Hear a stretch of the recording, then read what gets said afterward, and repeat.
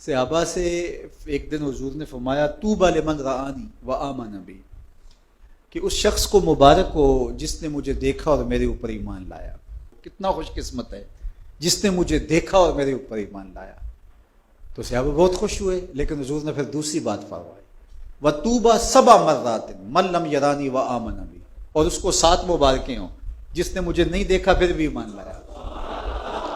کہا اس کو 7 مبارکیں۔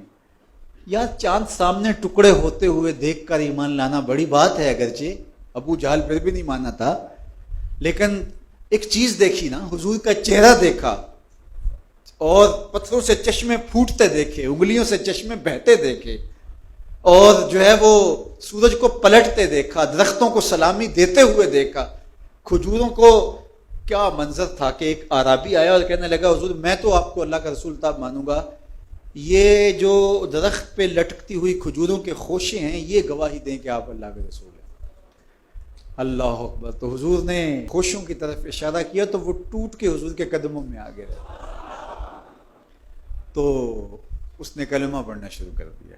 تو وہ کیسے منظر تھے، اقبال نے کہا نا خوشا وہ وقت کے طیبہ مقام تھا ان کا، خوشا وہ وقت کے دیدار عام تھا ان کا، وہ ایک وقت تھا۔ تو کہا طوبی لمن رآنی وآمن بی، اس شخص کو مبارک ہو جس نے مجھے دیکھا اور میرے اوپر ایمان لایا، اور فرمایا اس شخص کو 7 مبارکیں ہوں جس نے مجھے دیکھا بھی نہیں ہوگا لیکن پھر بھی میرے اوپر ایمان لائے گا۔ اللہ اکبر۔ وہ ہم تربوز لینے جاتے ہیں نا، جب ہم چھوٹے ہوتے تھے، اب تو کبھی لینے نہیں گئے، اس وقت 3 روپے 4 روپے کا ہوتا، یہ 3 روپے کا ہے۔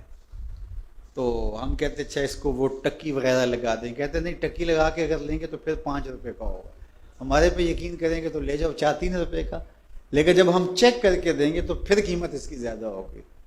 تو دیکھ کر کہا کہ اس کی قیمت یہ ہے، اور جو صدیوں بعد میں آئیں گے دیکھا بھی نہیں ہوگا، تو کہا 7 مرات، ان کو 7 مبارکیں ہوں۔ تو یہ 7 مبارکیں حضور کی جانب سے وصول کیجئے اور خوشی کا اظہار کیجئے، اور اپنی زندگی اسی خوشی میں تقوی کے نور سے مالا مال رکھیے۔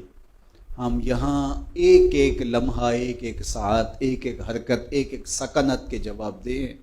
ثم لتسألن یومئذ عن النعیم، اس دن ایک ایک نعمت کے بارے میں ہم سے سوال ہونا ہے، پوچھا جانا ہے۔ اس لیے اپنے سارے معاملات کو مرتب رکھیں، منظم رکھیں، تو اللہ ہمیں قلب کی طہارتیں، روح کی پاکیزگیاں، سوچوں کی عفتیں اور دامن کی پارسائیاں نصیب فرمائے۔ یہ مختصر زندگی اس کی یاد میں گزرے، اس کے ذکر میں گزرے، اس کی محبت میں گزرے۔ ہم جہاں کہیں بھی ہوں یہ خیال ہمارے ساتھ جڑا رہے کہ ہمارا مالک ہے اور ہم اس کی نگاہوں میں ہیں اور ہم اس کی نافرمانی نہیں کرنی۔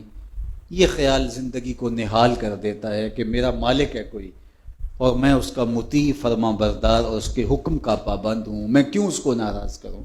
تو تقوی اسی احساس کا نام ہے کہ میرا مالک مجھ سے ناراض نہ ہو جائے۔ علماء نے بڑی خوبصورت بات یہاں لکھی کہ جو کہا گیا اتقوا اللہ، اللہ سے ڈرو، تو کہتے ہیں کہ یہ تو عجیب بات ہے کہ بندہ جس سے ڈرتا ہے اس سے نفرت بھی کرتا ہے۔ سانپ سے، چور سے، ڈاکو سے، لٹیرے سے ہم ڈر بھی رہے ہوتے ہیں، لیکن اگر وہ ہمارے ہتھے اس طرح چڑھ جائے کہ ہم اپنے آپ کو محفوظ سمجھ لیں تو ہم اس کو چھوڑتے بھی نہیں۔ تو بندہ جس سے ڈرتا ہے اس سے نفرت کرتا ہے، لیکن یہ کیسا ڈر کہ اللہ سے ڈرتا بھی اور اس سے محبت بھی کرتا ہے۔ تو کہا باقیوں سے ڈرتا ہے ان کے گزند کی وجہ سے، اور اللہ سے ڈرتا ہے اس کی ناراضگی کی وجہ سے۔ بندہ جس سے محبت کرتا ہے اس کی ناراضگی سے ڈرتا نا، روٹھ نہ جائے، ناراض نہ ہو جائے، میری زندگی تو اس کی خوشیوں سے ہے، تو یہ روٹھ گیا تو میری زندگی زندگی رہے گی۔